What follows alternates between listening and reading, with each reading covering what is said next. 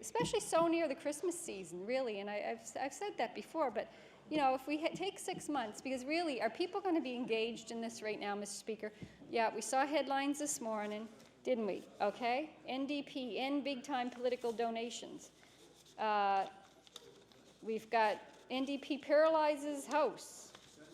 We've got Tory political fundraising bill riddled with holes. Ew, you know, I can table those, Mr. Speaker.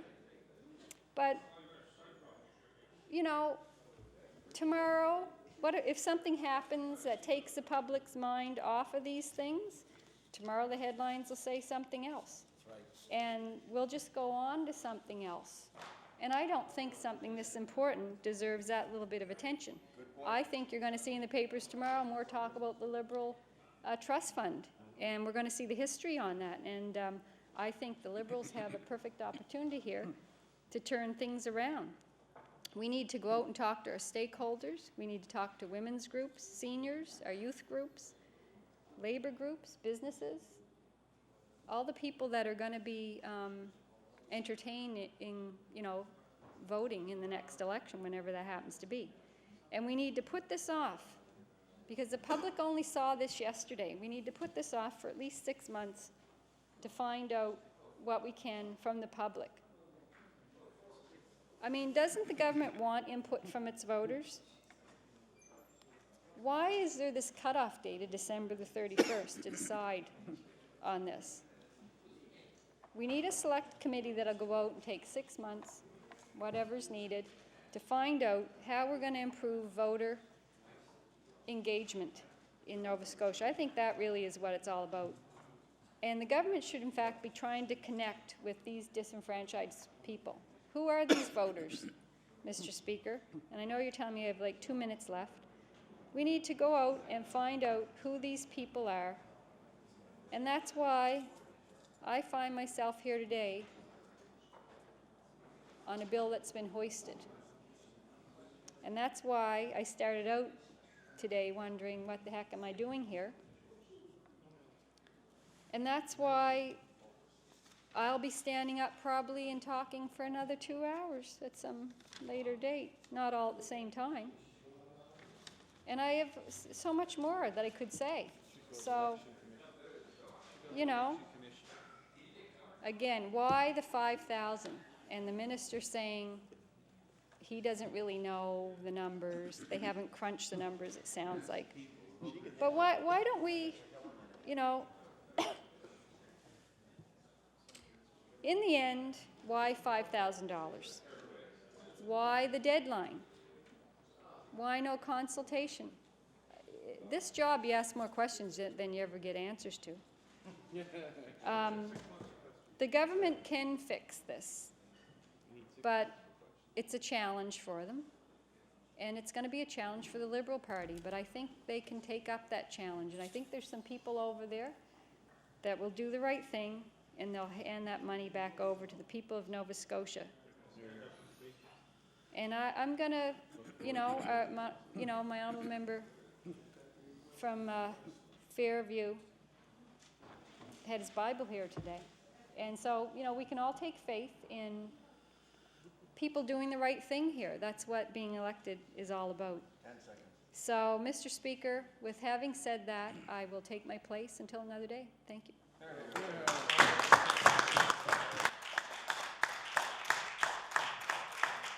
The honourable member for Pictou West.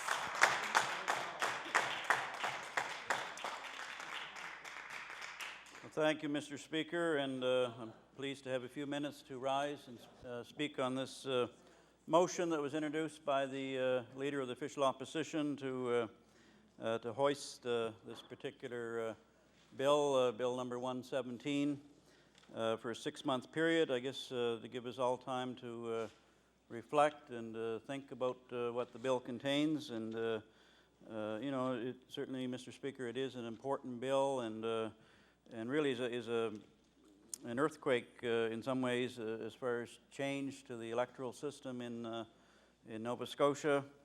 And I think it is important that we take some time to reflect on it and to think about it, and how can we make sure that it is the right thing to do, that we're heading in right direction, and you know, to engage Nova Scotians as well. You know, it's come along here in a real hurry.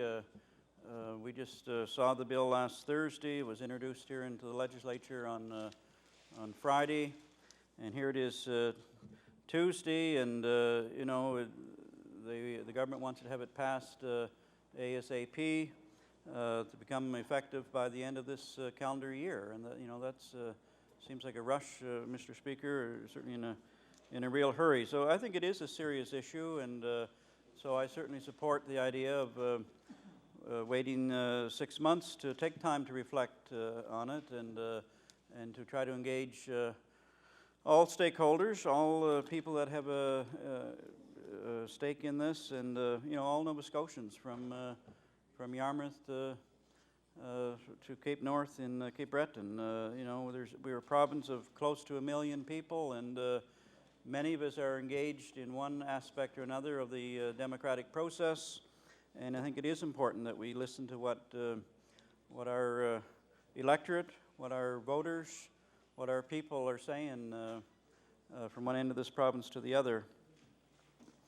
And you know, we've all been involved, I guess, here as MLAs in this House, as we're involved in the democratic process, like it or not. You know, some of us have chosen to put up our names for a political office, and have been successful. Others have been coerced or talked into it, perhaps, to let their names stand on a ballot, and sometimes they too have been elected. But there's certainly more Nova Scotians, I guess, that are never elected as compared to the numbers that actually have the privilege of being here in this House of Assembly and to represent the people of their particular riding. So it's those folks that we represent, I think, that need some time, and to look at this bill, Bill 117, and 6 months is a good length of time that would allow Nova Scotians to reflect on this, and to make an informed decision. Because right now, I'm sure there's very few Nova Scotians out there that have seen this bill, or are aware of it, or know what it contains, or how really it's going to change our democratic system, change our democracy here in Nova Scotia. And for years, Mr. Speaker, campaign financing was done by asking, I guess, whether it's you ask an individual, your family, or your neighbor, or your local service station or hardware store owner, or you know, perhaps you might ask a corporation or a union, but it's always been by ask and you shall receive. And you know, it's a method that has worked fairly well, and but not always successful. And I think it's getting harder all the time to get people to come forward with donations, and even with a concerted effort of asking, and then and follow up with letters and phone calls. It's still a struggle for political parties to come up with the dollars they need to make ends meet. You know, to be in a competitive position to run a campaign that's you know, first rate, or I guess that is competitive with their opposition or their opponents in an election campaign. Money makes the world go round, and without it, you know, it's difficult to run a credible campaign. If one party has $20,000 and someone else only has you know, $1,000, then is it a fair fight? And I guess that's why we're looking at the idea of public money, and in combination with private money, and that would allow you know, more balance perhaps in the system, but it would allow political parties and constituencies perhaps to be on a more even footing than perhaps has always been in the past. Certainly, it's been tough for third parties or fourth parties to compete, because the traditional old line parties, and I would think of the Conservatives and the Liberals in that regard, primarily have had sources of financing that allow them to you know, have enough dollars to put on a credible campaign. But it's not always been easy for members of the New Democratic Party and especially today, I guess, for members of the Green Party who are not on a level playing field with other political entities. So we're all here, Mr. Speaker, participating in the democratic process, and some of us have allowed our name to stand for a number of elections, and some of us perhaps have only been in one election fight on the provincial level. Personally, Mr. Speaker, I've had the privilege of being on the ballot 5 times in the provincial elections, and 4 times in municipal elections, so that's a total of 9. And I guess if I let my name stand another time, that'll be an even 10. And I know just a few minutes ago, a former member was introduced here in the House, Ron Russell from Hants West, who had served in this House for something like 28 years, and and served the province of Nova Scotia with integrity and with good service, and so longevity certainly would be his middle name.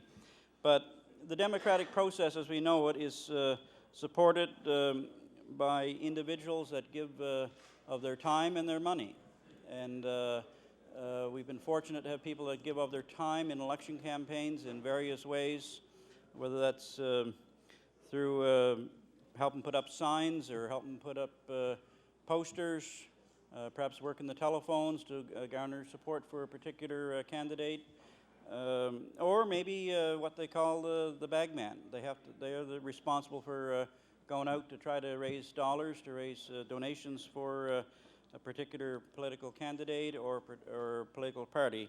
But everybody has a role, and some are better at it than others, and perhaps everybody has a strength and they bring to a particular campaign. I certainly know that in my home riding of Pictou West, I've been very fortunate to have a good number of volunteers that have come forward and canvassed on the doorsteps on my behalf, or worked very hard to put signs up on lawns or in apartment windows, worked in the campaign headquarters, or perhaps went to seeking donations from individuals or from various businesses. And those are all important parts of the democratic process, and I think that's why, again, we need some time here, Mr. Speaker, 6 months being a reasonable length of time for those people that are involved in political campaigns, for them to work on looking at Bill 117 and reflecting and seeing how best it could be improved. I want to move on and talk about the last general election, which was held on June the 13th of this year, Mr. Speaker. And I've talked a little bit about the democratic process and how candidates work hard and have good volunteers and work their best to raise dollars for their campaigns. But for some reason, Mr. Speaker, the number of people that are actually coming out to vote is going down. And are people becoming disengaged? Are they becoming less interested in the democratic process, or are they for some reason becoming turned off or disinterested in democracy? And certainly democracy is a special thing, and one that we need to work on to protect. But in the last election held in June, Mr. Speaker, there were, I'm going to quote from the booklet put out by Elections Nova Scotia, there were 678,036 electors registered to vote, but yet, for whatever reason, only 406,052 of those electors actually voted. And as a percentage of those that were eligible, less than 60% voted on June the 13th that could have or should have, for whatever reasons. Now we know that some of those are disinterested, some are on religious grounds, choose not to vote, but many of them are just because they're maybe fed up, or they're apathetic, or they're just tired of the political process and have and perhaps no interest in politicians or the political process. And those are the type of voters that we need to reach, to talk to and ask why they're not voting. And so that, again, 6 months will give us some time here to go talk to those people and see what their reasons are, or why they're not engaged in the political process. Now, whether they would donate to a political party or not is unlikely, but it's the 60% that vote that probably are the people that actively work in a campaign and perhaps give of their money as well. In the previous election in 2003, which, Mr. Speaker, you were involved in as a candidate, as was I, we had more than about 65% of the electorate actually voted.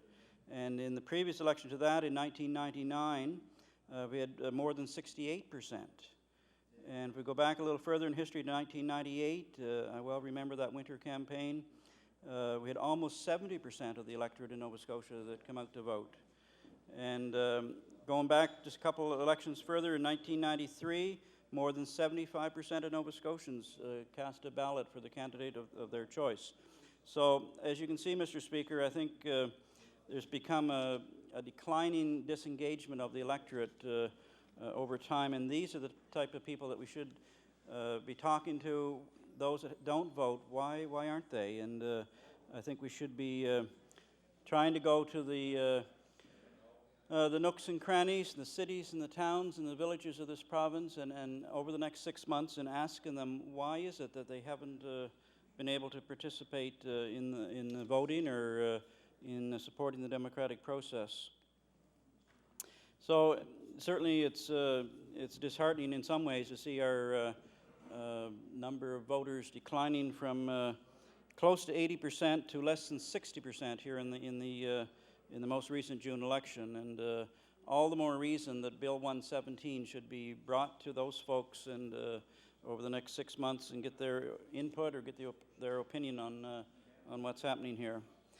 I talk about democracy in general terms, and you know, we all know that we are part of the democratic process. We are the epitome of participation in the process, because we're the members that have had the courage to put our names on the line and put our name on the ballot and let people decide. And really, it's a job, I suppose, like no other, in that every 4 years, under a normal electoral period of a majority government, you let people decide whether they think you're doing a good job or not, and you're really working for the people, and it's they that decide whether they want to keep you in the job.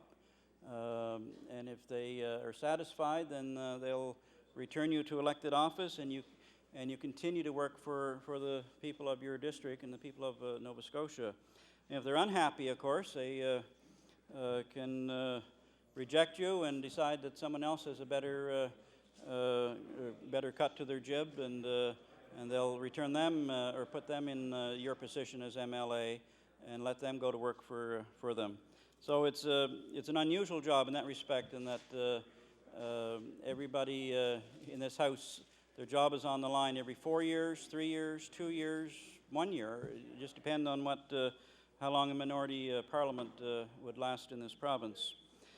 I just want to take a minute, Mr. Speaker, to talk about democracy, I guess, around the world. And I think it's important that we relate it to this Bill 117 and the importance of further dialogue with others, or what has happened in our global context.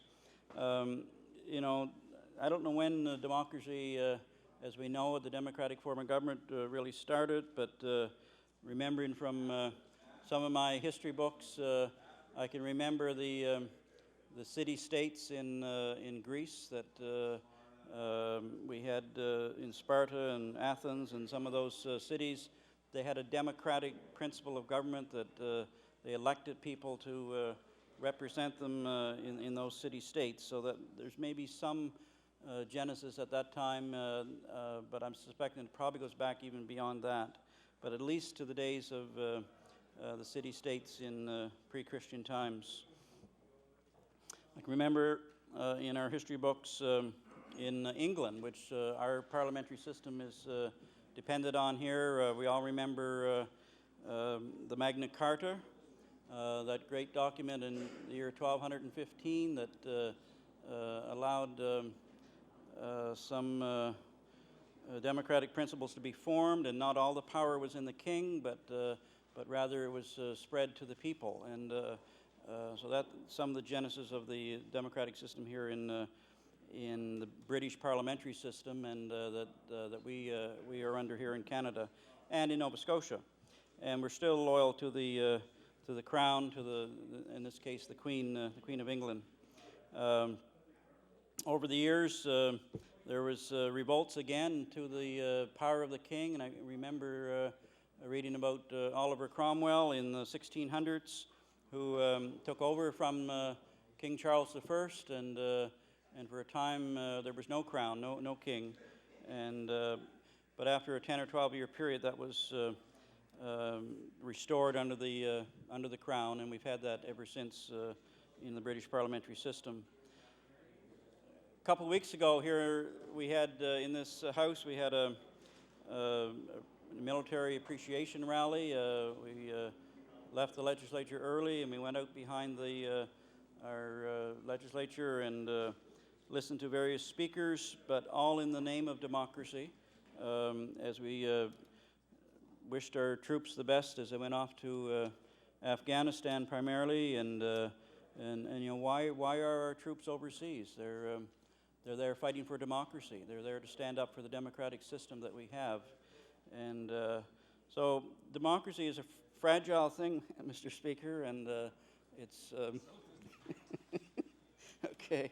I hear what you're saying, but anyway, I think it's important that we have some context here on where we're at and why it's important to take a little bit longer, 6 months, to look at this particular bill in relation to keeping our democratic institutions, our democratic system, our method of campaign financing in line with our past history.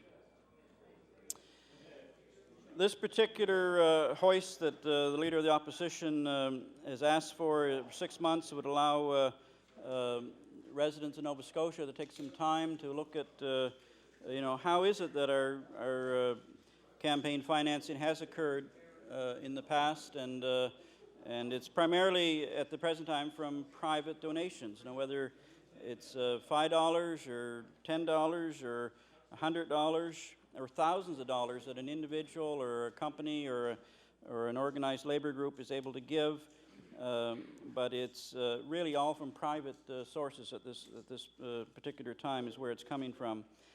And we have a system whereby if you donate money, you can get a tax credit that makes it easier on your income tax, and it just makes it easier to give to a particular political party or particular candidate. But the bill that's before here and that we're asking for more time for, another 6 months, is all about public funding, and that's different than the private funding that we have at the present time. And it means public money then would go to help political parties maintain their day-to-day activities and to fight election campaigns, which is the crux of the political system. And you know, out of those election campaigns come one particular party that has the most seats and therefore forms the government of the day, whether that's a majority or a minority as we have at the present time.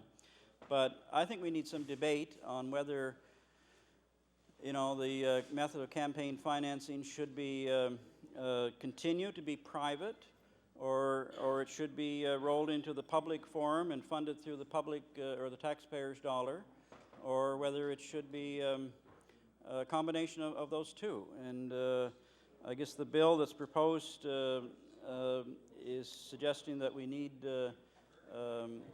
you know, a common or a blend, I guess, or a mix of those two things, with a maximum donation of $5,000 for anybody to give privately, and public funding based on the number of votes that you receive, up to $1.50 a vote, eventually, and 90 cents a vote to start off with.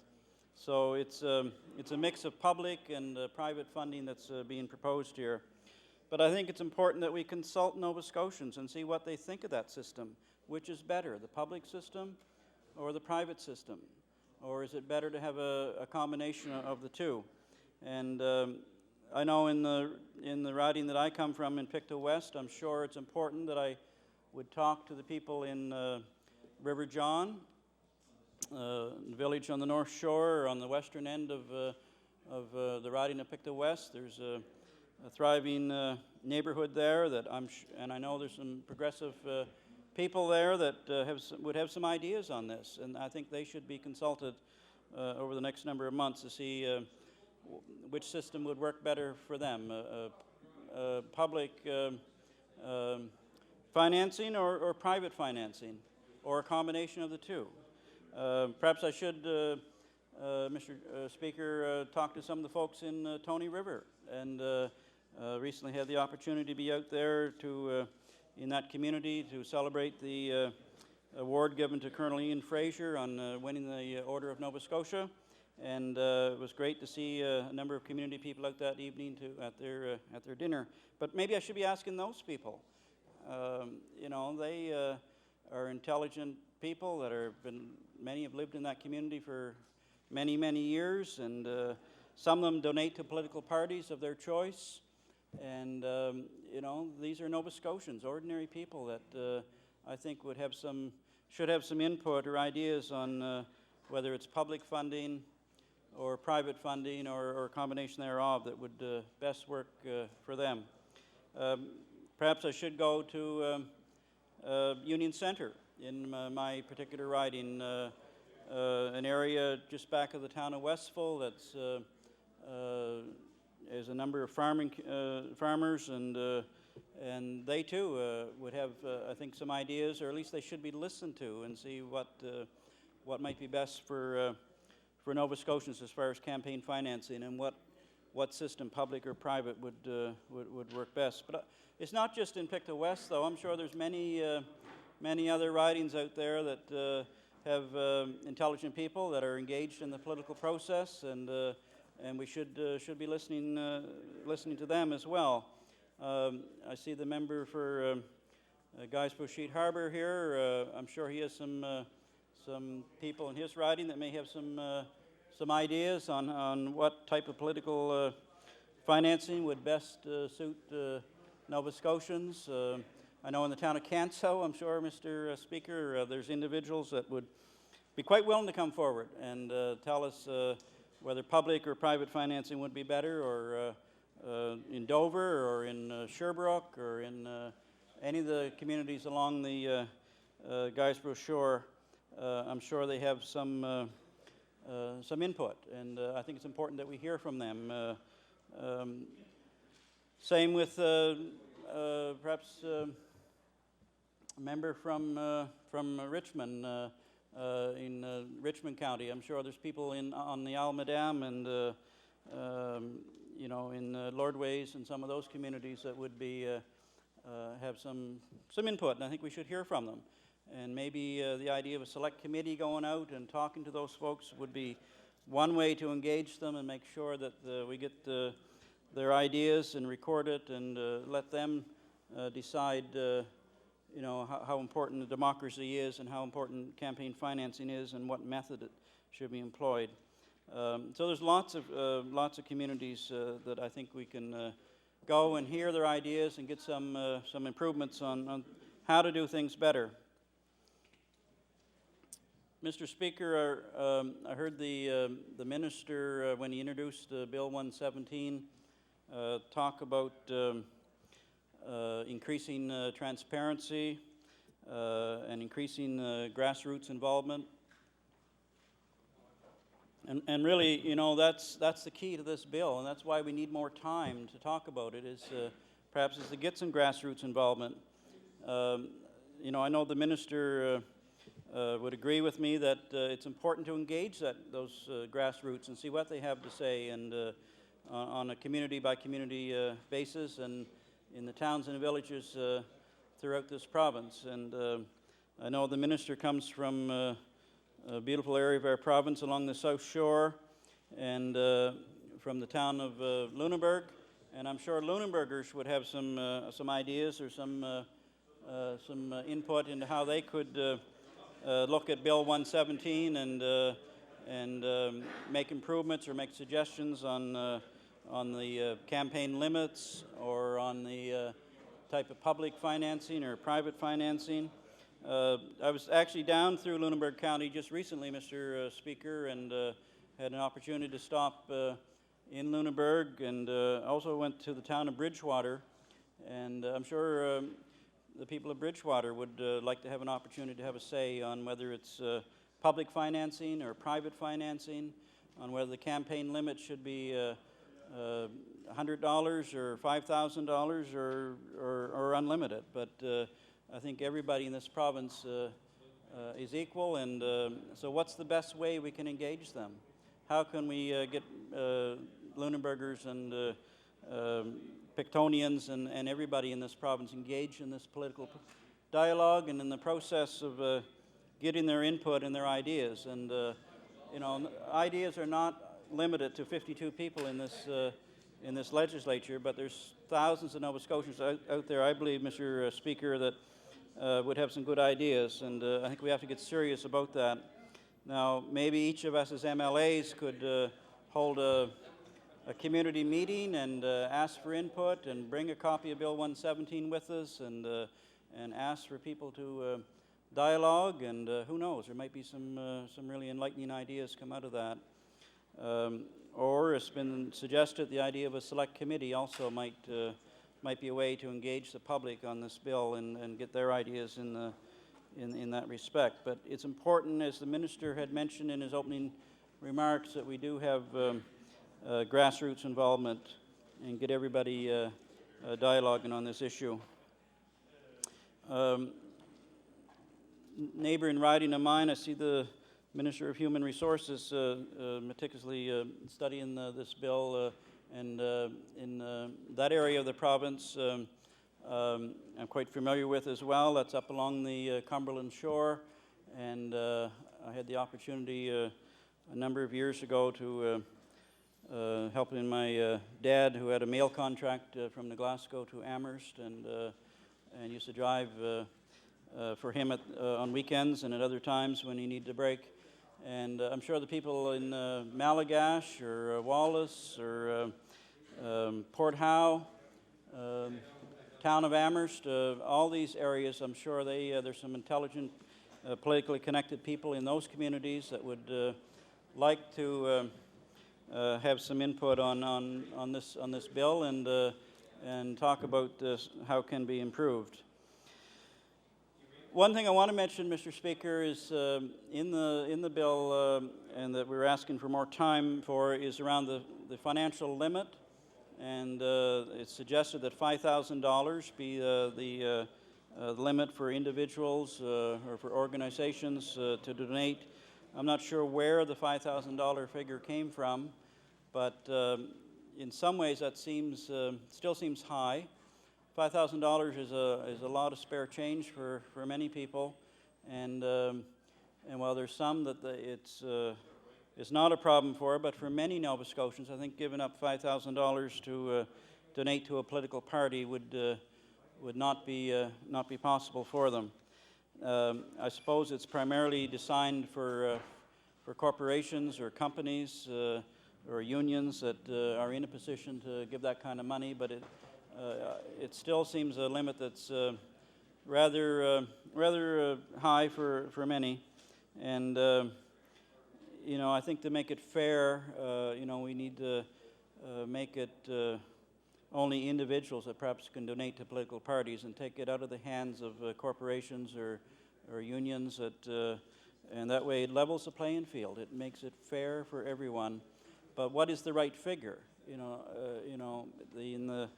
In the federal parliament, they have a bill there right now, I think it's Bill C2, that would limit political donations to $1,000. And so why are we 5 times as high? Why are we saying that we should be able to give 5 times what the across the country from Newfoundland to British Columbia is donating to a political party or to a political candidate? So I think we need some debate, Mr. Speaker, in our communities across the province. The Premier has agreed that maybe $5,000 is right, but I'm not sure if all Nova Scotians are attuned to that, and I think it's important that we go perhaps we should go to some of the communities in Inverness and ask them what they think. And, you know, whether it's Inverness or Shettycamp or Port Hawkesbury or, you know, any of those communities along the, perhaps in Mabu, we should do a street interview and ask people, do you think $5,000 is the right amount to give as a maximum to political parties on an individual basis? All along the shore, there's people there that you know, should be engaged, as there is throughout Nova Scotia, and ask them what their opinion is. And that's, again, Mr. Speaker, why we need more time. Is $5,000 too high, or is it just right? But, you know, I think we haven't had a chance to ask Nova Scotians yet what their opinion is on this. And this bill came along, as I mentioned, last Thursday, introduced in the House last Friday, and you know, wow, it's not very much time.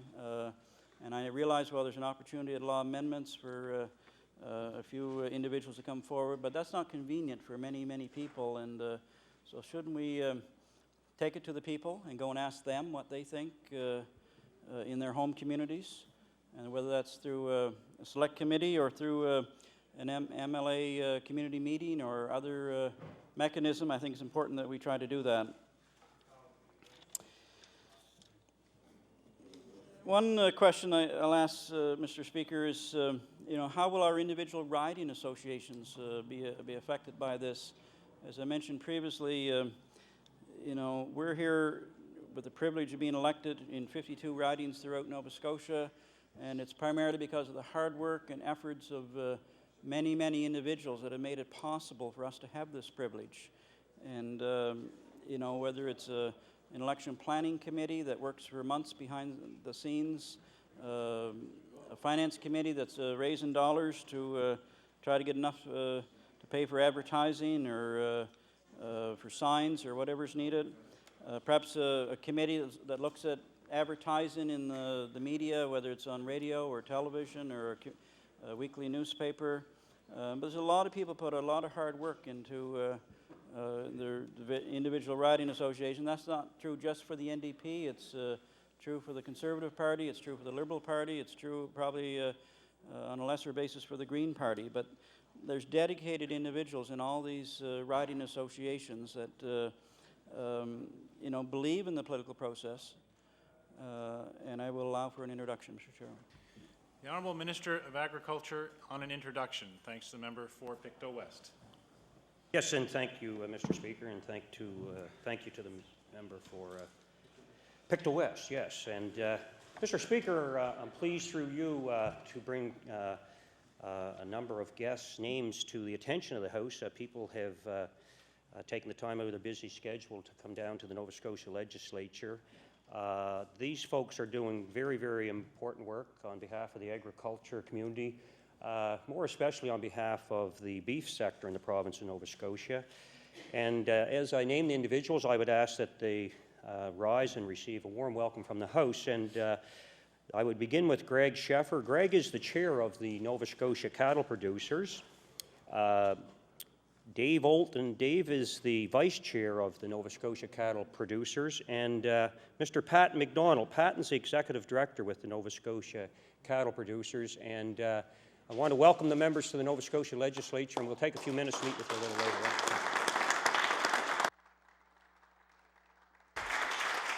Indeed, welcome to our guests in the gallery today. The Honourable Member for Pictou West on your debate. Thank you, Mr. Speaker. And again, I'm speaking I'll be in support of the hoist on Bill 117 to ask for 6 months extension to really study this bill and to see what impact it'll have on the campaign financing in Nova Scotia.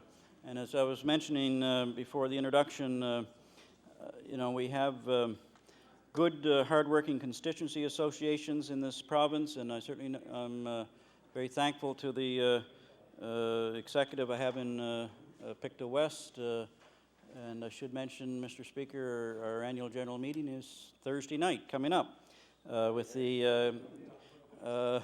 So I better get on with this before then. But the good member from Halifax Citadel will be our guest speaker. But anyway, in that riding of Pictou West, there's a lot of people that work hard, and I'd like to be able to dialogue with them on this particular bill. They've worked hard on my behalf to get me elected here to the Nova Scotia Legislature, and all of them not only work given their time, but many of them give of their money, and you know, some $20. In fact, I can remember one gentleman that came into our campaign headquarters in May and June of this year, and every week or every couple of weeks he'd give us $20 as he could afford it, and then other members gave $100 or $200, and it all adds up. But it's you know, but it takes a lot of individual donors to make that total come to the amount that's needed to run a credible election campaign, but certainly every bit counts. But I'd like to dialogue with the president of my riding association and the treasurer and the secretary, vice president. These are my supporters, and as each of the members in this house as an executive and people that support them, shouldn't they have the right to have some dialogue on this, the most, I guess, revolutionary change in the campaign financing in this province in a generation, and that's going to affect campaigns and the political process for another generation to come. So it's a huge bill that has a tremendous impact, and I think it's important that we dialogue with our constituency associations and those that are engaged in the political process on our behalf, and certainly again with all Nova Scotians. The bill mentions a $1,000 donation that if an individual were to give, that they would get a tax credit back of $750. Well, that's certainly quite generous, Mr. Speaker. I believe it's certainly different than what we have right now, and that I think the first $100 is all that's tax creditable at the 75% level. Beyond that, it reduces down, I think, 50% over $250, is it? And then if it's over $500, I think it's only a third that you get as a tax credit off your income tax. So allowing 75% on the first $1,000 that's given is quite a change, and I suppose it'll make it easier to attract political donations to your campaign or to a political party. But is that too much? Is that too generous? Is that about right? I'm not sure. But again, I think it's important to go out and dialogue with people around the province. And I've talked about Cape Breton and the South Shore and my own riding in Pictou. I think I'll mention perhaps in the Annapolis Valley. You know, the member for Kings West is trying his best to represent the communities in his area, such as Aylesford and Kingston and Black Rock. I well remember that area because of the controversy over the road that was there, and the Black Rock Road, and a number of vehicles or tires that were being damaged in that area of Nova Scotia. But those are all communities in western Nova Scotia that I think are important. I can remember a number of years ago I ran a small business, and I used to travel down to Waterville and Kingston and Aylesford and some of that country to buy apples and other fruit, and good hard-working people, and you know, in the farming community of the Annapolis Valley, and I think they too have a right to have some say on this major change in campaign financing in Nova Scotia. So why not get their opinion and see what is going on over the next 6 months or so, and get their input. I mentioned Bill C-2 a minute ago, Mr. Speaker. It's presently before the federal Parliament, and I think it's actually before the Senate right at this time. Senate, I guess, has always been considered sort of a dialogue for sober second thought, and while it's been passed by the House of Commons, it's not been passed by the Senate. And of course, here in Nova Scotia, we used to have a Senate, or equivalent to a Senate, a number of years ago, and up until 1929, at which time it was done away with by the government of the day, but it was a chamber for sober second thought, and we don't have that anymore in Nova Scotia. But in Canada, it's an opportunity to at least look at the bill again and perhaps amend it and make it better. But you know, they, as I mentioned, have set their limit at $1,000, and here we are at $5,000. You know, across the country. But from Newfoundland to British Columbia, they have that bill will allow only a donation of $1,000, and here we're given much more than that. So, is that equitable? Is that fair? I don't know. It just seems we need to ask Nova Scotians what they think. And I'll mention my colleague from Hants East was up last evening on this very bill, and they're on this hoist, and he's been elected there since 1998, and represents very well the people of that rural community, whether it's in Elmfield or Mount Uniacke, out on the Knoll Shore or Kentacook. Shouldn't we talk to some of those people and see what they're thinking about Bill 117, and whether the limit should be $1,000 or should be $5,000? And I think, again, it's important that we take some time and dialogue with them.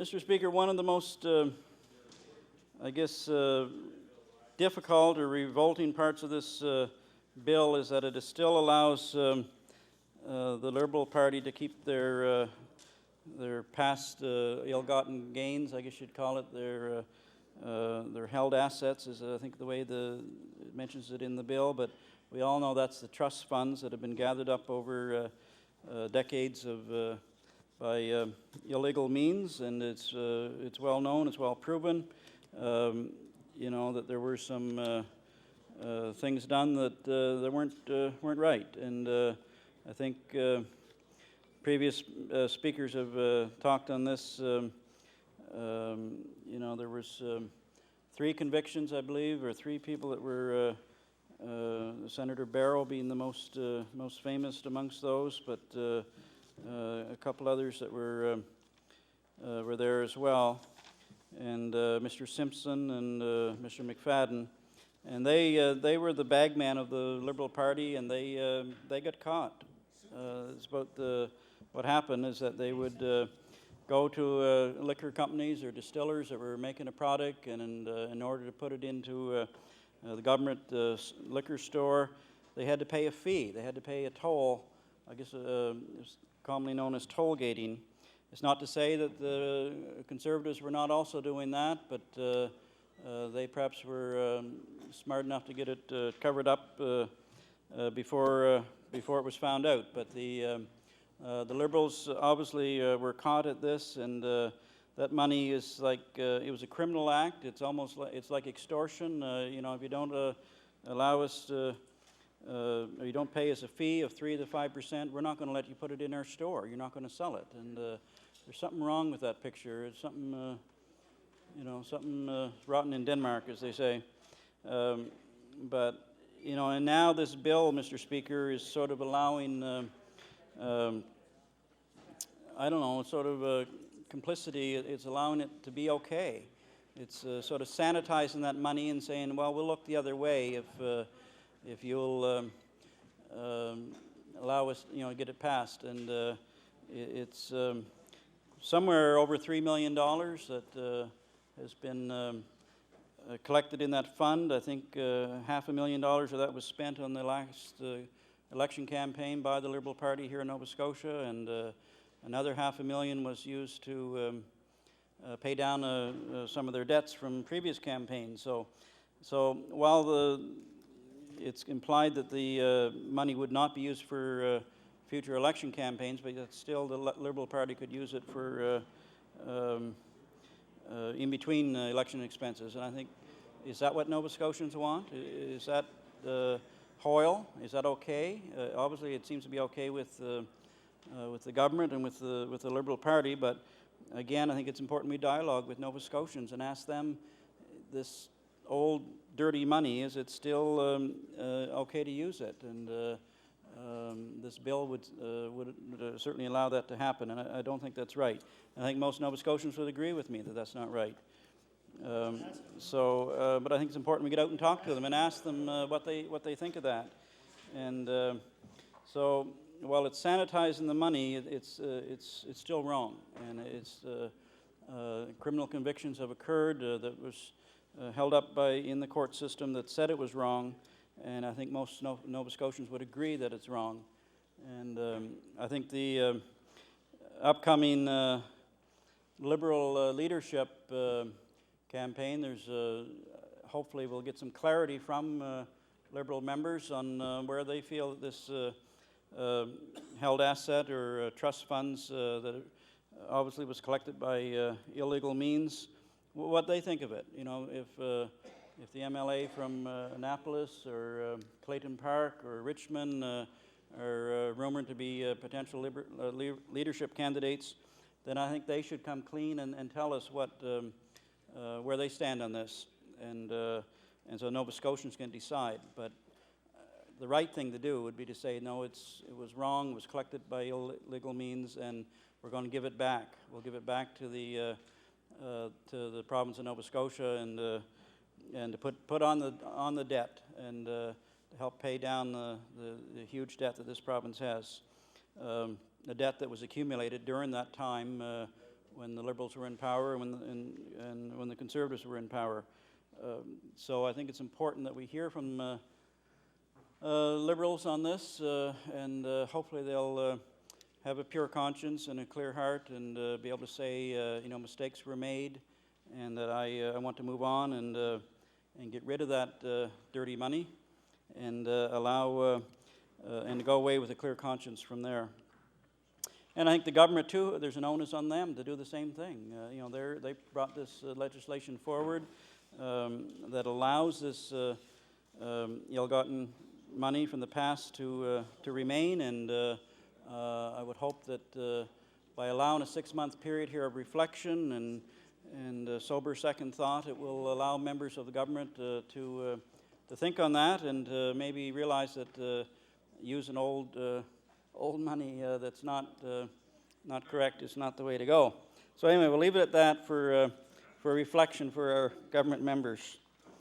I know my time is drawing down, Mr. Speaker, and I want to mention a couple other things here as well.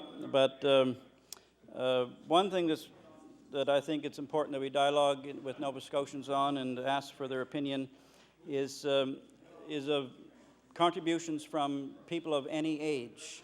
Right now, it's not in the bill, and I think it's important that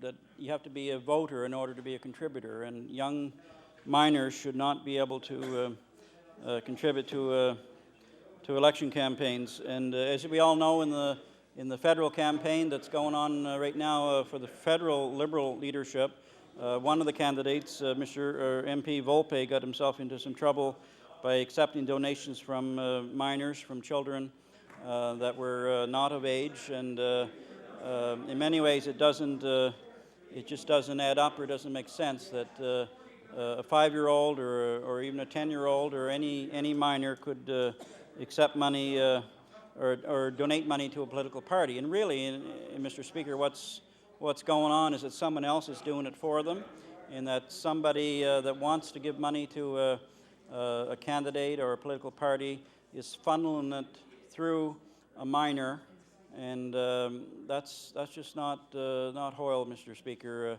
A 5-year-old is not in a position to make an intelligent decision on whether Party A or Party B is worthy of support, or if candidate man or candidate woman is the right person to support. So I think it's wrong that that children would be allowed to make contributions. So again, I think it's important we dialogue with Nova Scotians, get their opinion, see what they think. And I've mentioned a number of ridings around the province in my dialogue here today, and I'll go to a different area of the province. In In the neighboring riding to mine is Colchester North, and that includes the village of Tatamagouche, and why not dialogue with those people in that area? The Minister of Education represents that riding, and I'm sure she would be willing to get an opinion from the people of Tatamagouche or the fishermen in Berchois, people that live in De Bert or Denmark or Five Islands or all those little communities, Oliver in Colchester County, and farmers in Middleton and Onslow and all those areas of Colchester County. So why couldn't we dialogue with them, Mr. Speaker? Anyway, I think it's important that all areas of Nova Scotia have some input into this this legislation over the next 6 months or so. Another aspect of the bill that's somewhat troubling is, is that corporations, while they're limited to $5,000 now, it doesn't mean that where there's a will, there's a way, and there could be a way around that limit. And I think we have to ensure that employees of large corporations are not funneling money into political parties from the same source. And so it's possible that like the CEO could give $5,000 and the Vice President of Finance could give $5,000 and the Secretary and so on. If that's whatever the limit is, if it's on an individual basis, then that's fine. But we just have to be sure that it's not done by backroom methods that would give a company funneling money into individuals to pass on to political parties or political candidates. And so I think we have to ensure that there is some accountability there, that there's some transparency, and that everything is above the law, and that the maximum is what it's intended to be. And if it's $5,000, then that's the most that any, I guess, corporation or labor union could give, and it couldn't be funneled through any other methods. So I guess another aspect of the bill, Mr. Speaker, is around timing. It's been rushed. It came to the light of day here on Thursday of last week. We started debating it yesterday, and the government wants it passed become law by December 31st of this year. That's only 40 days away, Mr. Speaker, and that's not Hoyle. That's just not time for. So what's the rush? Why couldn't we have an additional 6 months to talk about it further? Whether it's here in the legislature or whether it's in our home communities, whether it's with our riding associations or just Nova Scotians in the towns and villages of this province. So I think it's a good thing that we are being asked for additional time here and to fully discuss the bill and the implications, because as I said, it's the most major change in campaign financing in a generation, and it's going to affect the politics of this province for many, many years to come.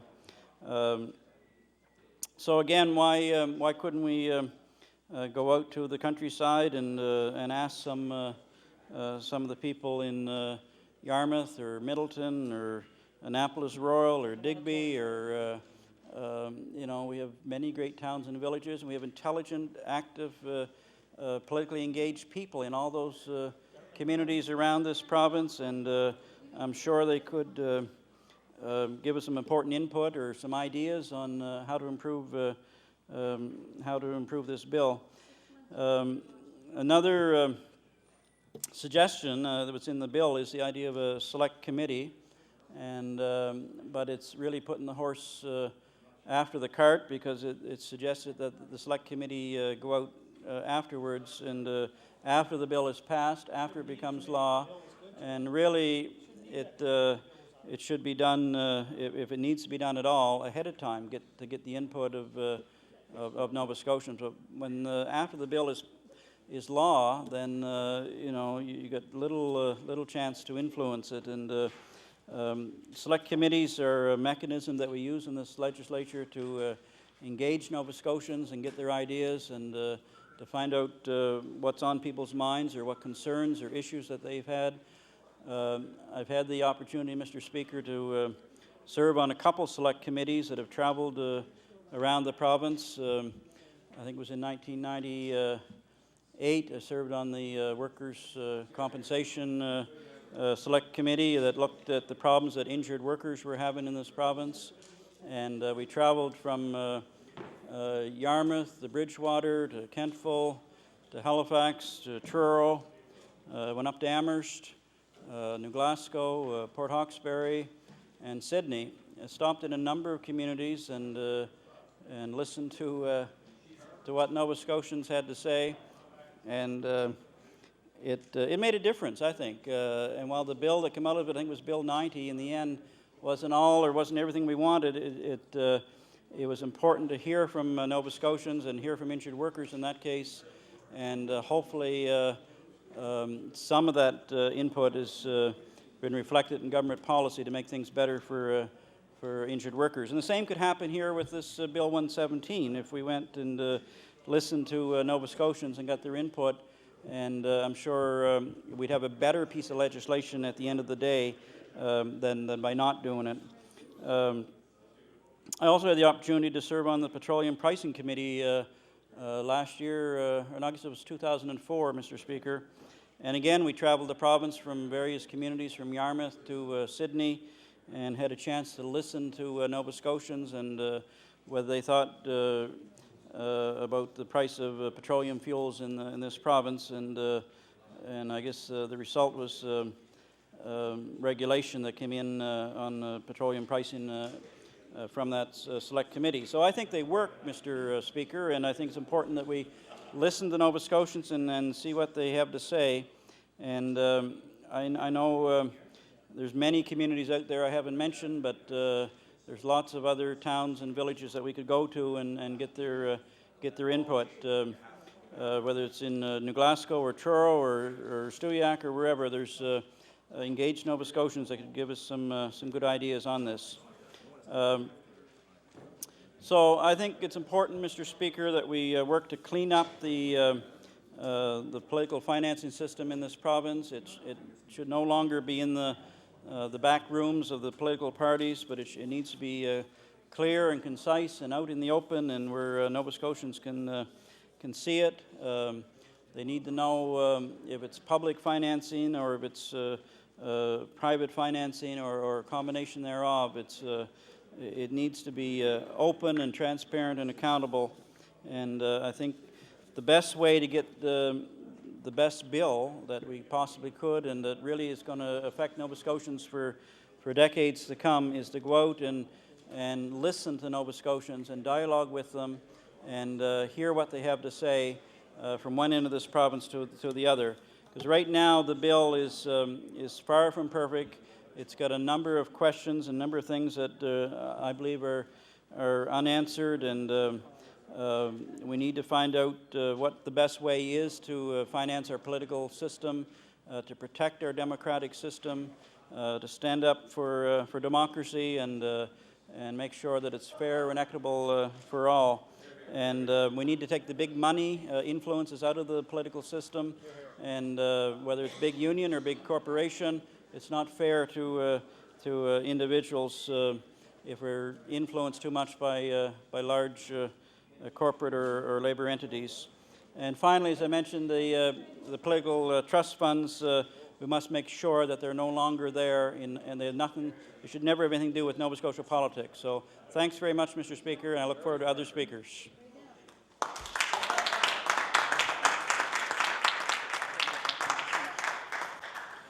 The honourable member for Queens. Thank you, Mr. Speaker. And today I stand in my place to speak to the motion that's currently on the floor to amend Bill 117. The motion on the floor would see the examination and consultation period that would take us to 6 months, where then we can have full discussion around the merits of this bill and the recommendations set out by a consultation period. The examination and consultation period would certainly determine for us the best way to improve electoral reform in this province. The Federal Accountability Act that the Conservatives have put forward in the House of Commons clearly sets out electoral reform in a way that really makes a change and makes a stand. And unfortunately, the bill that was put before this House fails to reach that goal. There was no public consultation, and there was no consultation of all of the political parties here. And that lack of consultation clearly undermines the intent of this bill. This rush to legislation could and certainly does give suspect in the public view. Clearly, there has been no thought given to the potential impacts that this rush to legislation will have. A continuing degradation of public trust in the political process. The fact that there has been no process here, no consultation, is indicative as to how this government works, or at least gives the perception that something in this bill is awry. This bill should have and needs to have at least 6 months of consultation for all Nova Scotians. There was no previous public consultation. There was no review or sign-off by an all-party election commission. And there was certainly no consultation with all of the political parties. This bill, as it currently sits, legitimizes the use of suspect Liberal trust funds, totaling more than $3 million. And this bill, as previously tabled, would allow corporations and unions to continue donating up to $5,000, retaining their influence, the perception of influence of multiple large corporations, and that is just simply wrong. Nova Scotia is steeped in partisan politics and lopsided electoral practices. And these partisan politics have a long history here in Nova Scotia. A history of bought-in votes, of intimidation and fear, and behind-the-door deals for contributions. These practices, these perceptions have gone on far too long in this province, and this bill does nothing to change that perception. This rush to legislation gives such a negative impact, it continues the perception of dirty politics in Nova Scotia. I just want to give a few examples of my perception of politics in Nova Scotia, stories that I was told when I was a young girl, stories that I was told just as recently as the last election. My first story told to me by my father, who was and still is a long-term card-carrying Tory member, told me that in the days when he was probably 19 years old, and he was driving one of the vehicles for the Tories many years ago, several years ago, when he was 19, not when I was 19. And he and another chap were asked to go and pick up a lady in a neighboring community to take her to the polls to vote. And when they got to Mrs. So-and-so's house, they discovered that she was not able to go to the polls because she had probably a day's worth of dishes before her and some other housekeeping tasks. And so they returned back to the polling station to let the person there know that Mrs. So-and-so couldn't go to the polls that day because she was too busy with her tasks at hand. So my father, at the age of 19, and his friend, who accompanied him, were told to get back there at Mrs. So-and-so's place, and if they had to, they were to do her dishes and whatever other tasks that she needed done in order to make sure that she got to the polls.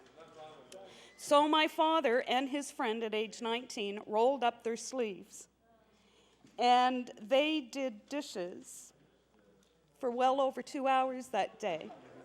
But they did get Mrs. So-and-so out to the polls. And then my father continued to tell me other stories during many elections.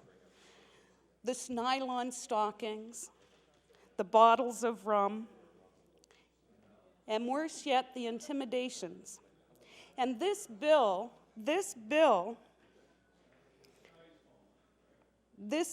really gives similar perceptions that things have not changed in the province of Nova Scotia. I can tell you, I have this year, campaigning on the doorsteps, I heard stories not unlike the stories I heard when I campaigned on the doorsteps in 2003. And many people in my community would tell me behind their hands how nervous they were for many years to support certain parties because there was direct intimidation that jobs would be lost, reputations tarnished, families disowned, grandparents disowning children and grandchildren if they chose not to vote a certain way. Intimidation, fear of jobs lost. In this previous election, I was told at the doorsteps that that practice was still continuing. In my riding of Queens, intimidation. People were actually afraid that if they cast their vote a certain way, that someone would not only know, but someone would have the power to give them a mark against their job, against their security. Repercussions. The repercussions of voting for a different party. This bill actually gives similar perceptions, and that's a shame. After 50, 60 years of intimidation, and probably longer, of really foul-smelling politics in this province, I think it's time that we rise to the challenge, we raise the bar, and we really make some substantial changes with this bill. All parties.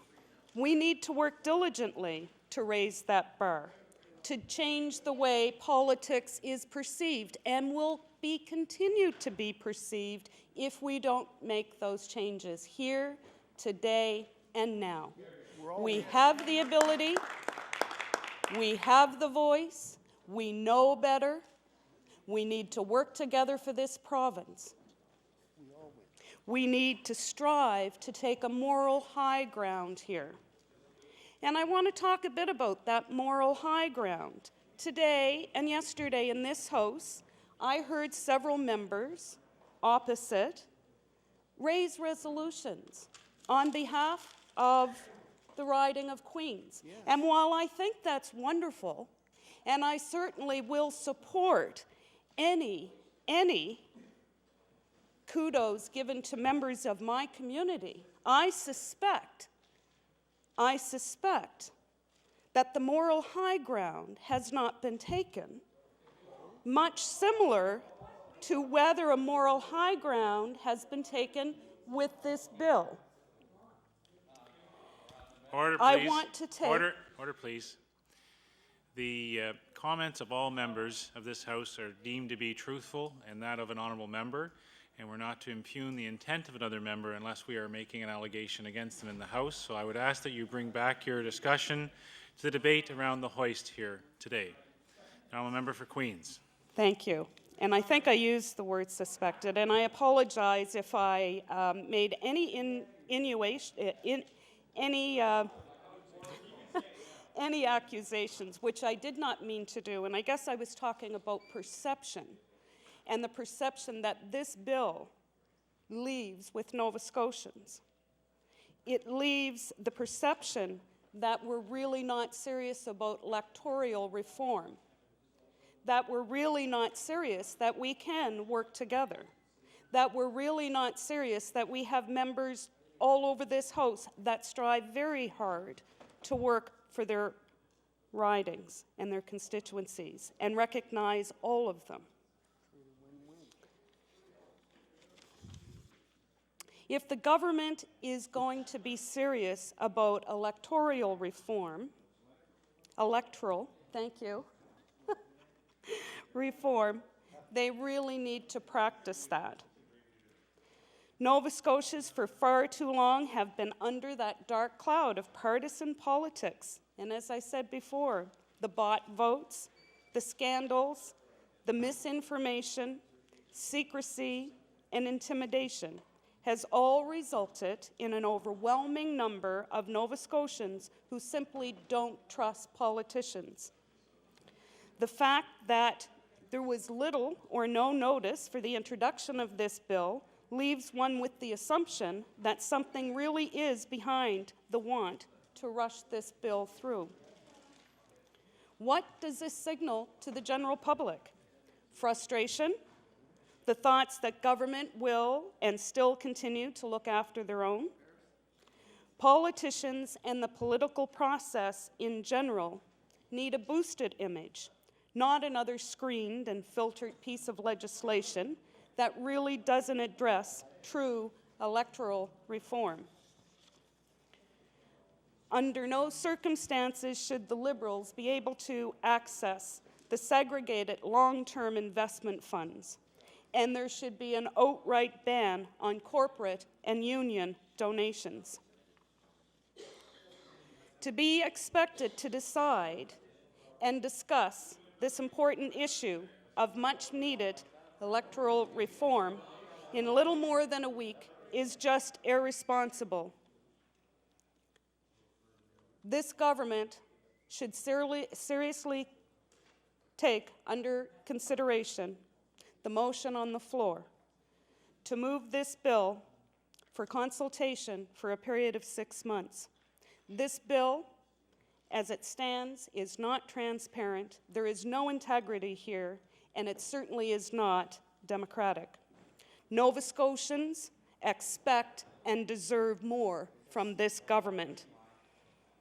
Far too often, this government fails in its responsibility to provide full democratic public consultation. And some of those examples of failing to engage in consultation has been seen over the past several months, the past several years. This government's refusal to take legitimate recommendations, take them seriously, take them and really move them forward, this government has failed at that.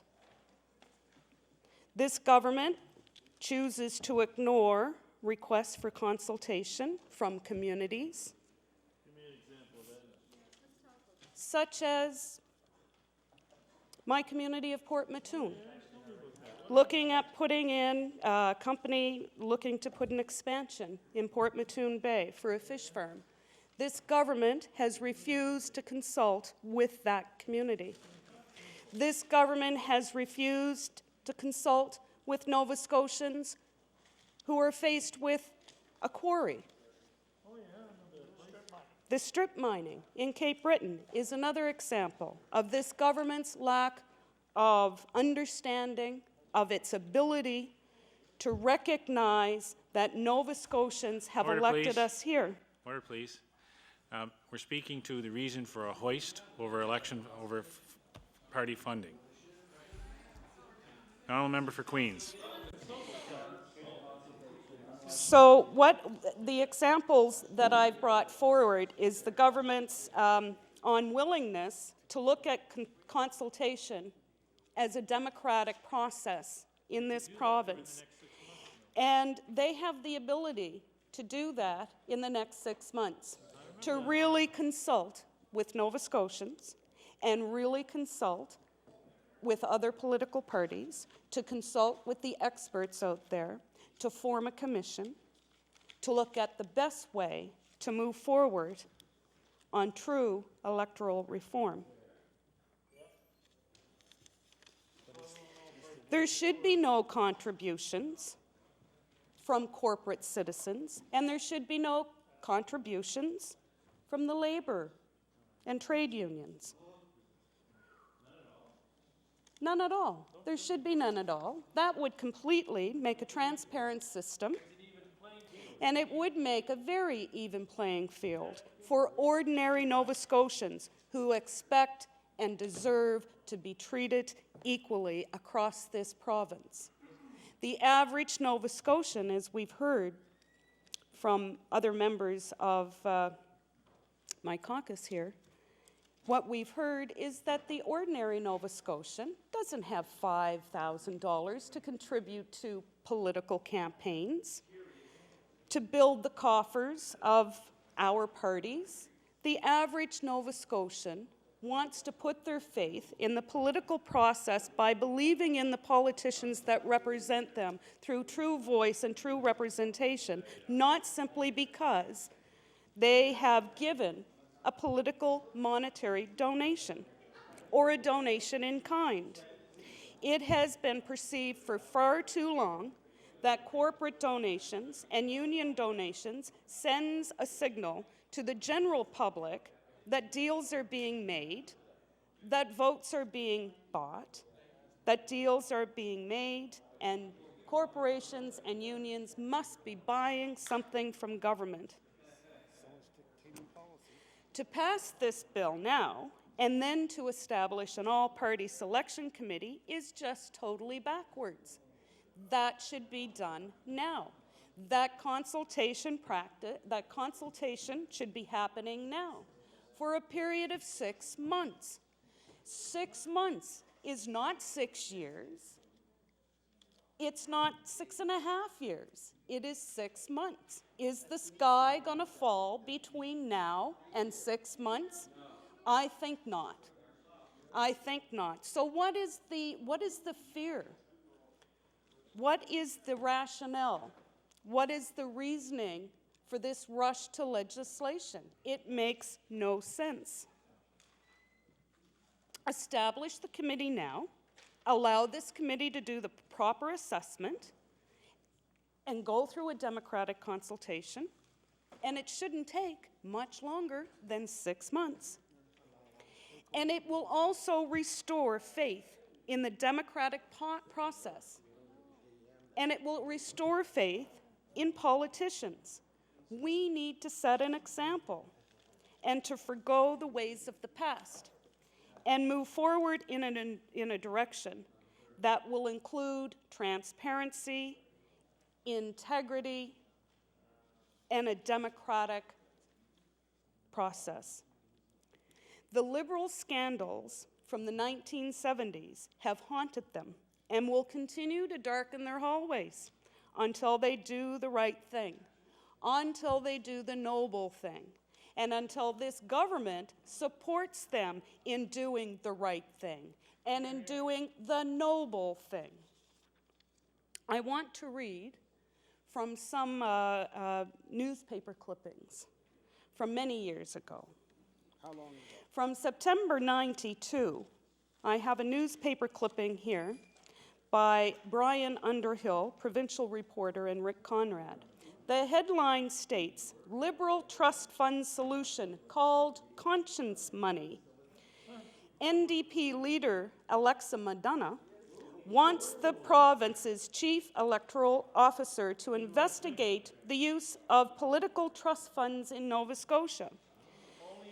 The Liberal Party's attempt to extract itself from a trust fund scandal by giving up $1.28 million found to be raised illegally, while keeping $3.4 million that it can't prove was raised legally or illegally, is unacceptable. I think what people were looking for was full public accounting, and what they got instead is conscience money, she said. She said the episode shows the inadequacy of political financing laws in this province and proves the Liberals can't even comply with the spirit of legislation. And the Liberal Party president of the day, President John Young, said Monday evening he agrees with Mrs. McDonough. There should be tighter rules in the way political parties are financed. That was in 1992. And again in 1992, the headline read, "Tainted money should have all been given away." Who said that? A former president of the province's Progressive Conservative Party says the Liberal Party should have given all of their trust fund money away. That was John Abbas. That's all tainted money, he said. It was all gathered in the same manner. If they were going to do anything, they should have given it all up. That was in 1992. The Tory party leader was saying in 1992 they should have given it all up then. And here we are today, the government of the day, the Tory government of today is saying, oh, well, what we said 10 years ago really doesn't matter. But the people of Nova Scotia. Because, that's right, the people of Nova Scotia do want to know. And they haven't forgotten. And that's the thing. The people of Nova Scotia, the perception is the people of Nova Scotia forget. But the real perception, the real truth is people in Nova Scotia do not forget. And they don't forget because they have good, strong voices that will remind them of issues past and injustices done and promises broken. In September 92, Tories want all monies in Liberal trust funds. Premier Don Cameron, whose Conservative government at the time was trailing in the polls, says he's not about to let the issue die. The Liberals, he said Tuesday, should surrender all the money in their party's trust fund because none can be proven to be clean. Mr. Cameron said in an interview, however, there is no justification for keeping any trust fund money, and he'll hound the Liberals until they surrender it all. Liberal leader John Savage was taken aback by the Premier's belated commentary, but had no trouble suggesting a motive. It's probably part of an election strategy, he said. Mr. Savage also fired a shot back, saying the only thing that saved Tory fundraisers from prosecution was the fact they destroyed their records before the RCMP got to them. Perception. The Cape Breton Post, December 14th, 2002. Liberal Party dismisses call to ditch controversial trust fund cash, by Peter McLaughlin of the Daily News. For a third day running, the Tories stepped up their attack on the Liberals and leader Danny Graham, urging them to either disclose the identities of the people who donated the former Hawco and Halmore funds, or give up the $3.4 million now in a segregated investment account. But longtime Liberal George Hawkins said the money, some of it allegedly raised through kickbacks and a levy on alcohol sold in government-operated liquor stores, should not be kept. So, you know, this is really bizarre when we have, back in 2002, the Tories calling for the end of the use of the Liberal funds. What we are asking is for consultation over a 6-month period, so that in 6 months there will be enough consultation, enough discussion, enough input to determine what proper reforms should take place. And I just want to go on here with Liberal George Hawkins' comments saying it's a milestone around the party's neck. And in that same year, our own Justice Minister announced that government would consider legislation to force political trust funds and to force the Liberals to get rid of those funds. And the quote from the minister was, "The issue is clear. Is Mr. Graham prepared to lead by example or just talk the talk of democratic reform?" How ironic. How ironic. Just 4 years ago, our Justice Minister was calling on the Liberal Party to get rid of the trust funds. He was ready to put forth legislation if they didn't agree to do that. And here we have today a complete flip-flop. I'm really confused here. And I think that if most Nova Scotians were aware and were watching these proceedings today and listened to each of these members on this side of the House, they would be quite confused. But at the same time, they would be quite relieved that there are members in this House that will challenge and will question the government as to why they continue to say one thing a year or 2 or 3 years ago, and then today it's a different story. This is unacceptable. This is unacceptable in a democratic process. This is why people in Nova Scotia are getting totally disenfranchised with politics. We are sending negative messages to the people of Nova Scotia. And what we have done, members on this side of the House, what we have done is we're demonstrating our commitment to Nova Scotians. We're demonstrating our commitment for a better electoral reform process in this province. We are asking this government to take 6 months to examine this bill, to reach out and consult with Nova Scotians, to reach out and consult with political parties, to reach out and consult on the grassroots level of what the ordinary, average Nova Scotian sees as the best way to proceed. I'm going to take us back to another news clipping of December 2002, December 29th. Tory tarnish, gritty grime, leaders Ham and Graham should both shed corrupt cash. David Rodenizer. John Ham's Conservatives and Danny Graham's Liberals have a common stain on their hands, the mark of dirty money. Both Ham and Graham inherited corrupt cash, and both, as the honorable men that they are, should clean up their respective houses. In the Premier's defense, says David, the Tory tarnish hasn't been around as long as the gritty grime. Dave should stand and defend that, shouldn't he? Another example, David, you want to stand up? another example Shell companies?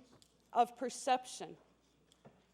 And in that same article, the Tories said earlier this month they are considering retroactive legislation to force political parties to identify trust fund contributors unidentified cash that would be forfeited to the government.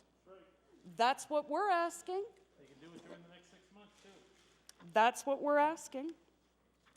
6 months. 6 months of consultation. 6 months will prove, probably beyond a shadow of a doubt, what recommendations should be made for the best type of reform. Sounds like a reasonable time period. I'm going to draw you to yet another bit of information. It came to my attention it came to our attention. And in no surprise to the Liberals, because on April 8th in 2005, the Liberal Party, at their own annual meeting, voted to allow the party to draw $500,000 from the trust funds to pay off 2003 election bills out of the trust fund. And they also took a motion and voted to draw up to another $500,000 to fight the next election campaign. That just flies in the face of what the previous government was saying in 2002. That could have, had the government of the day acted in 2002, it would have prevented this misuse of illegal funds. But the government of the day in 2002 talked the talk, but failed to walk the walk. They failed to fix the problem. They failed to bring in strong legislation. They failed to bring in reform. And now today the government is attempting to bring in reform, but it has no teeth. It's not real reform. There is no consultation. Consultation should take at least 6 months, at least, to get a good view, a good perception, a good idea, and sound recommendations before a bill like this is even brought into the House. It doesn't make sense. As a new voice here in the House, I am quite shocked at the delay and the inaction of government. I am totally shocked. I really expected more from this government. I expected things to have been a little bit different, but they're not. Today, in Marilla Stevenson's column, she emphasized that this bill is riddled with holes. Holes big enough to drive a Brinks truck through. And to quote Marilla, all the talk was about lifting the veil of secrecy around political donations and reducing public skepticism about the potential for politicians to be beholden or perceived to be beholden to large donors. So who are the governments of the day beholden to? And why are they beholden? Why? Why? 6 months. That's what we're asking. 6 months would clear up an awful lot of perception. 6 months could even clarify for the general public as to who government may be beholden to. Beholden to corporations for large donations? Who knows? So I think that corporations and unions, and I support our leader's recommendations, and I support this caucus's motion to move forward with no corporate donations and no union donations. Zippo. While this bill attempts to address electoral reform and how political parties raise funds, which it really doesn't do in any substantial way, it is lacking in other areas. We should be discussing other electoral reform issues, like how political parties spend election funds. And 6 months would seriously give us time to discuss that issue as well. We need to be very careful here in this province. We need to be careful indeed that we maintain integrity, transparency, and accountability to how we spend election funds when they are raised. And we should be very cautious that we don't fall into the bottomless pit that the U.S. elections and candidates have fallen into. The mega money that is raised in the U.S. and the election-style campaigns that they put on is shameless. Shameless for the money that is raised and spent. We need to be responsible. We need to be careful. We need 6 months. We need 6 months for proper and thorough consultation. And what is the rush? What is 6 months? It's not 6 years. It's 6 months, Mr. Speaker. And a lot can happen in 6 months. Good dialogue, good discussion, consultation, good government, and lots of well-thought-out recommendations. We do have to be careful how we spend money raised in election campaigns. The money that we're spending in our election campaigns comes from the voters. A lot of that money comes from the grassroots, ordinary Nova Scotians who expect us to be accountable, who expect us to be responsible, who expect us to do the right thing, to not squander the money in a way that they see leaflets flying out the door with every 2 or 3 weeks with little or no content, to not have the big splashy, glossy campaigns and driving around in gas-guzzling vehicles. And, you know, Nova Scotians deserve more, and they want more. They know what the issues are. They don't need to see it on the sides of billboards and the sides of vans and pamphlets coming to their door every 2 weeks. They want us to be more responsible with the money they donate to our political parties. They want us to engage in good dialogue. They want us to come up with practical solutions to their issues.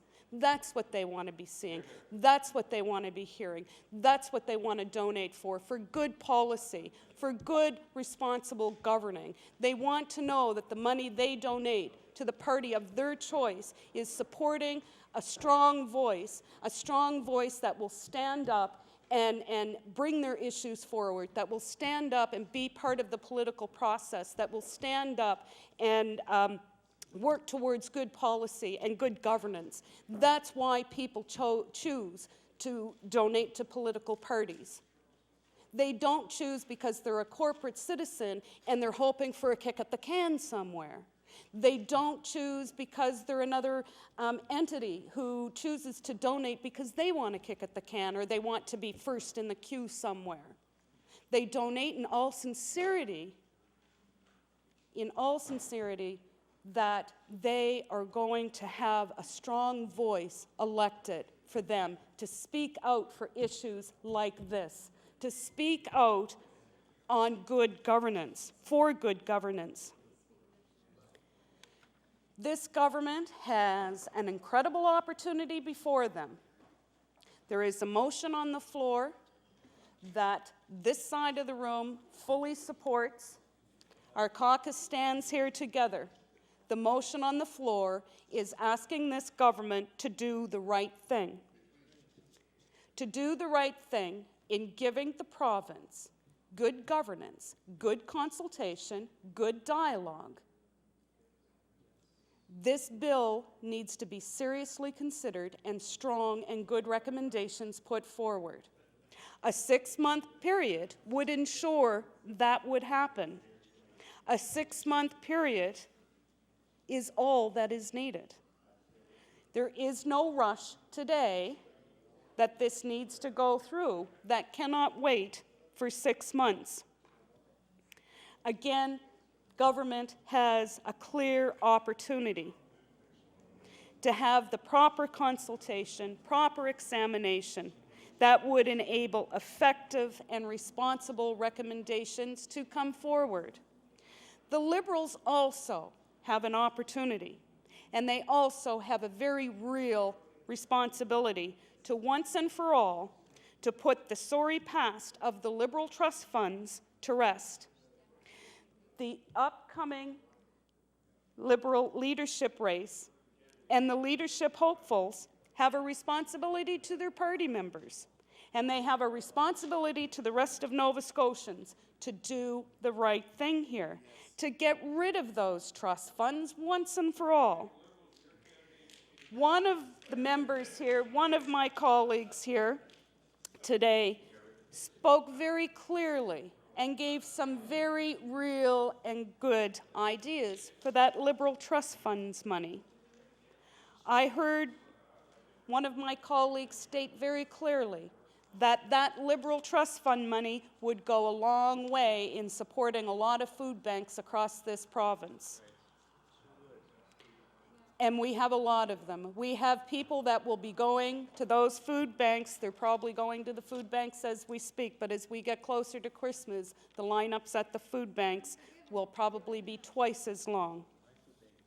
The Liberals have a clear responsibility here, and this government have a responsibility to move the Liberals in that direction of taking the moral high ground, of doing the right thing. This government in 2002 and in 1992 expressed concern over those Liberal trust funds. The government of the day expressed its want and its desire to move forward legislation that would prevent those trust funds from being used from the Liberals. And the government of the day, as I said earlier, talked the talk but did not walk the walk. And it's up to this government today, 4 years later, just a short 4 years later, to take those ideas forward from the government in 2002 and in 1992 to really do the right thing and stop this flip-flopping back and forth. It just doesn't make sense. It doesn't make sense. 4 years plus 6 months. I always believe that when politicians, I don't believe in making promises, but certainly I commit to work hard, very hard.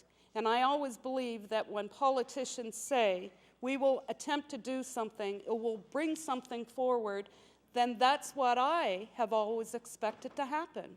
And I expect that most Nova Scotians expect the same thing and deserve to see that happen. And perhaps that's why I'm here today. Because the people in my constituency that I've been humbled by, that have put me here, know that I am very committed to working hard for the views of my constituents, whatever political party they belong to. That's not an issue. My voice comes unconditionally to the residents of my riding. And that's exactly why I'm here. I'm committed to bring their voices forward. I'm committed to bring those voices forward. And I can tell you, when I share my thoughts around this bill, around the motion that we've tabled here today, yesterday, when I share my leader's thoughts, when I'm asked over the next couple of days, what is going on in House? Why are you in House for the next couple of days, hour after hour with your caucus?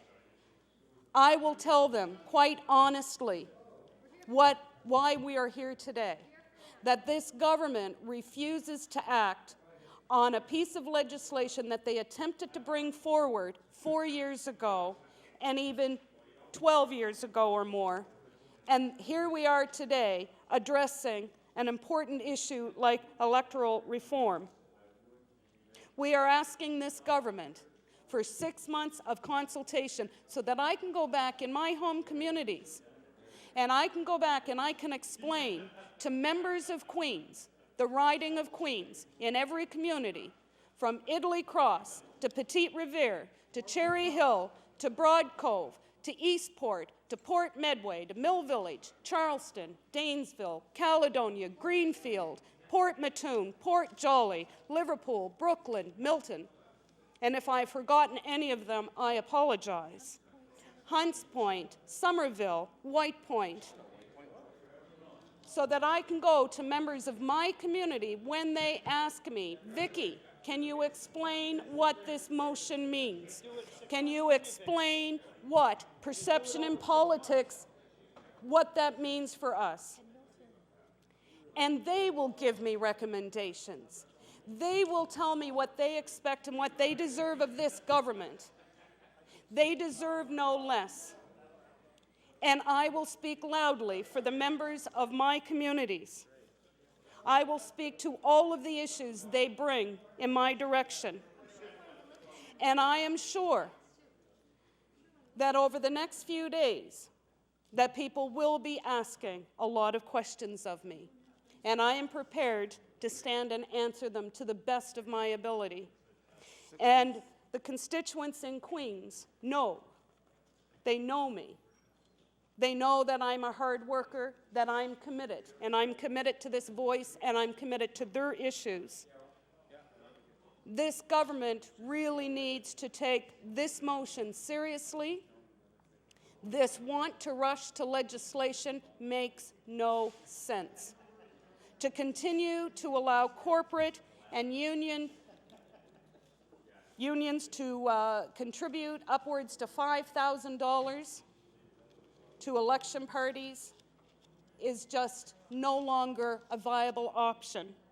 To continue to allow and legitimize the use of the Liberal trust funds that were taken illegally, that have not been cleansed, is simply wrong. This is 2006. We are beyond that type of politics. We are beyond the type of politics where we undermine Nova Scotians' integrity. This is not democracy at all. 6 months would give time to renew the faith for all stakeholders and for Nova Scotian politics.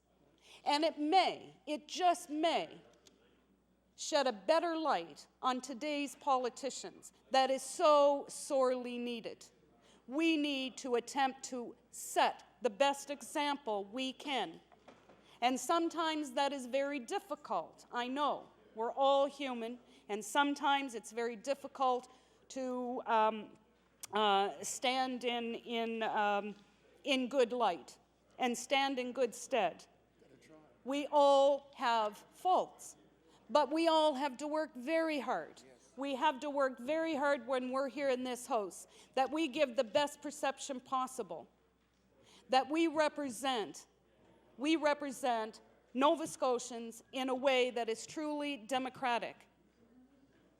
6 months is not a long time, as I've said time and time again, and I am sure you will hear time and time again over the next coming hours, perhaps the next coming days. And it's unfortunate that this government refuses to acknowledge a substantial, a well-thought-out motion on the floor. And why? What is the rush?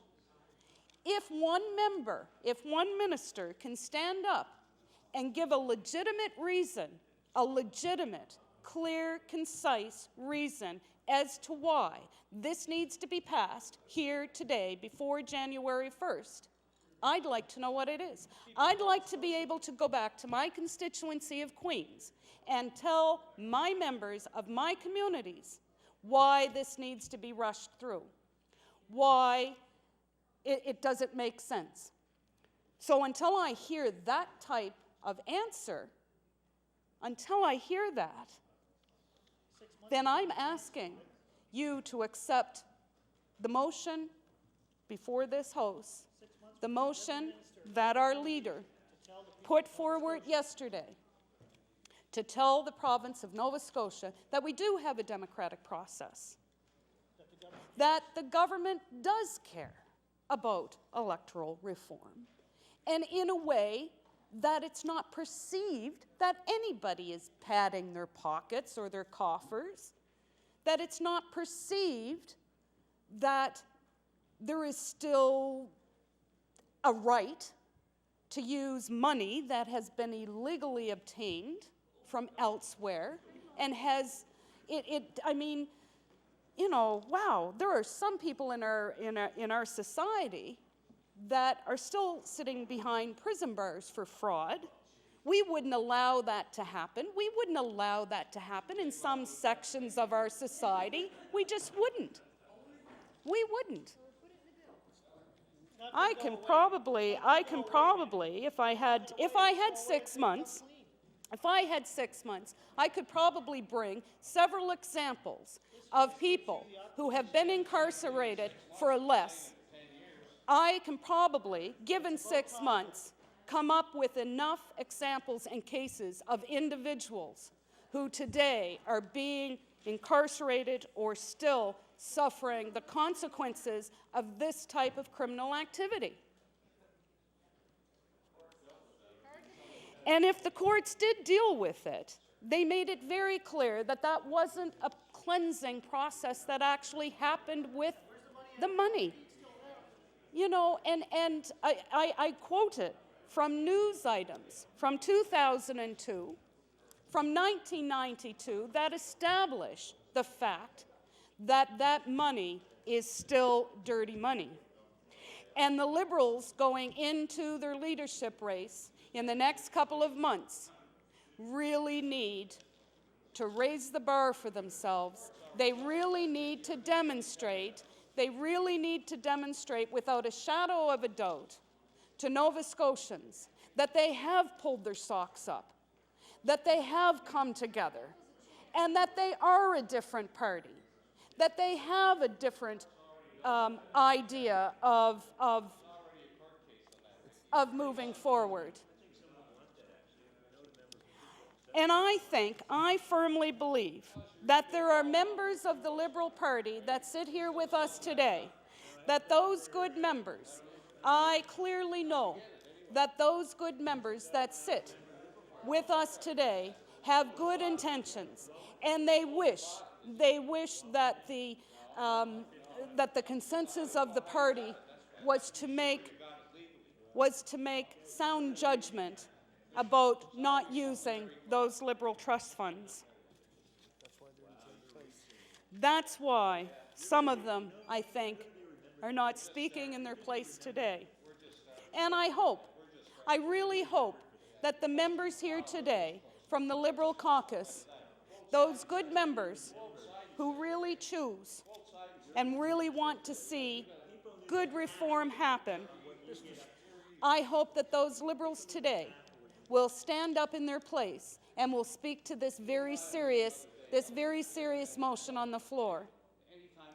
And I hope that the government here today, and it may take the next couple of days, it may take the next couple of weeks to convince this government to do the right and honorable thing.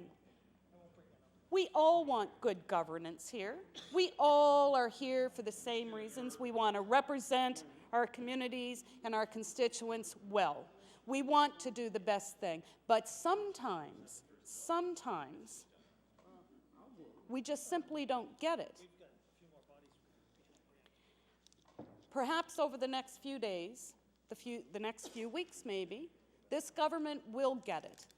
They will move forward with this motion.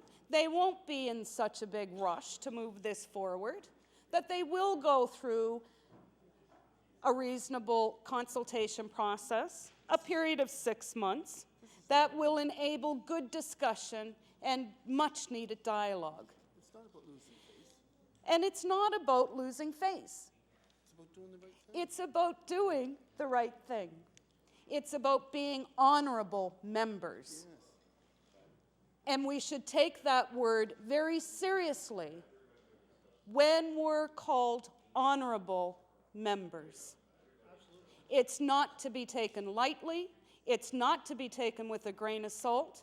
We have to work our hardest to make sure we are honorable in the face of Nova Scotians, for Nova Scotians, for ourselves, for our own self-growth. If nothing else at all resonates in this House today, after hearing all of the honorable members that will stand up after me, if nothing else resonates, if we can't do a group effort, at least for ourselves individually, to be able to do the right thing, to make the right decision, to go through a proper consultation process.